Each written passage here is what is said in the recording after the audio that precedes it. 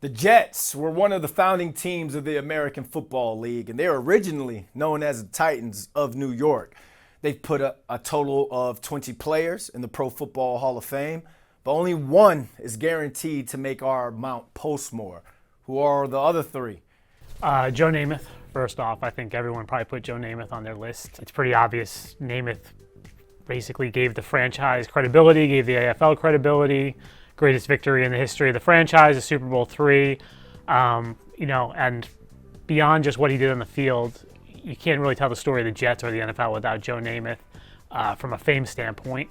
Curtis Martin is the second one to me, who's a no-brainer. I don't think there's any conversation with Curtis.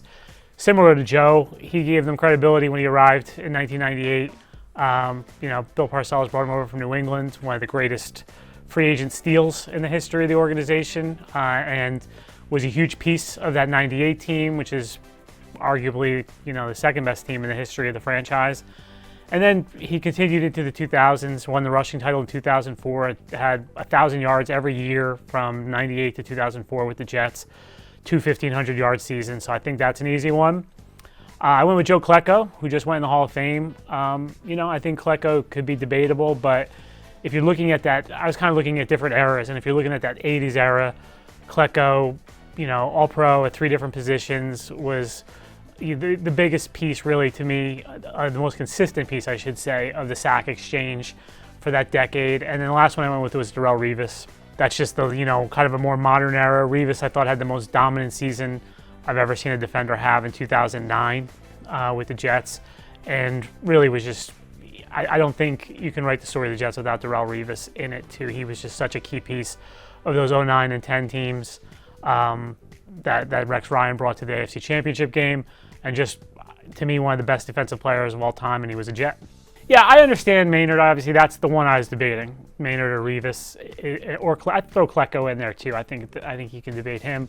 Maynard's numbers are incredible, and he was a huge part of that team in '68. Obviously, the connection with Namath, so I have no problem with Maynard being on there. To me, I was just trying to get one more modern era player. I kind of liked on my, on the Jets list, I thought Revis and Maynard was debatable. I already had I think Maynard and Revis were debatable. I already had Namath on the list, so I went with Revis, but I have no problem with Maynard being on there. Well, obviously, you've got to start with Broadway Joe, who guaranteed the Super Bowl III victory and helped facilitate the AFL-NFL merger. When I was in college, Joe, he was one of my idols, I have to admit. You weren't supposed to wear white shoes in the wintertime, everybody said. I wore white shoes in the wintertime because of Joe Namath. I had a Fu Manchu in college because of Joe Namath. I did not drink Johnny Walker Red. That was his favorite whiskey at the time. I did not do that. But that's a no-brainer. The one and only Jet Super Bowl. He was the quarterback, and he's a legend. Let's face it, he's a legend. I had problems. There were 5 guys I considered for my Jets Rushmore, Postmore. I settled on Don Maynard as one of them. Namath's deep threat, go-to receiver. When he retired, he was the all-time leader in receptions and yardage. He started out with the New York Titans, who later became the New York Jets. But Country Don, they called him. He was uncoverable, deep. And when Namath needed a bomb, he went to Maynard. So I included Maynard. Curtis Martin is a must because he was such an inspirational figure. Led the league in rushing at age 31. Great, classy as heck. Parcells loved him. Parcells and Mike Tannenbaum got him to the Jets with a poison pill from the Patriots. And nobody was more revered in that locker room than Curtis Martin. And the other guy, now, I hated to leave Darrelle Revis out because of Revis Island, etc.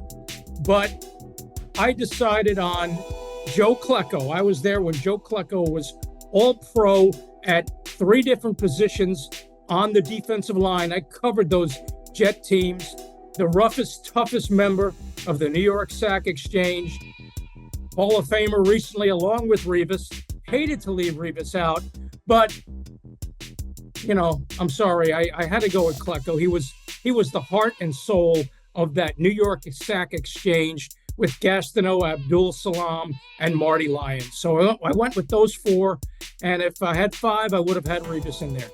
Well, my four are, I'm going a little bit old school, obviously because the Jets haven't had a lot of success recently. So, I mean, to me, Joe Namath is number one without question because he brings, obviously, he was the centerpiece to their one Super Bowl in 1968-69 season. I also threw on there Weave Eubank, who was that, the Jets' first head coach and was on that, he coached that Super Bowl winning team. And Don Maynard, who's kind of a little bit lost, I think, in the Jets' history, even though he's in the Hall of Fame and he's obviously a retired Jets number. He was a prolific receiver. He averaged 18.7 yards a catch, which in this day and age is a pretty gaudy number. And he was obviously Namath's top target. So those guys, those three are back from that era. And to me, I thought Curtis Martin, even though they didn't win a championship, their Jets running back, was the most important, I think, transaction in the history of Jets franchise, because when the Jets got him, from the Patriots with Bill Parcells as the coach, it completely changed the culture of the team. They were competitive. They got to an AFC championship game. I think he's one of the greatest, if he's not the greatest player in franchise history, he's top two, and I think he's the greatest. I mean, he went 10 years straight with 1,000-yard rushing, finished with 14,000 yards, in his career rushing. To me, he was always healthy, he was always dependable, he was always there. So he had the combination of everything. I think if you're just talking about a skilled player, I think he's the greatest player in Jets history.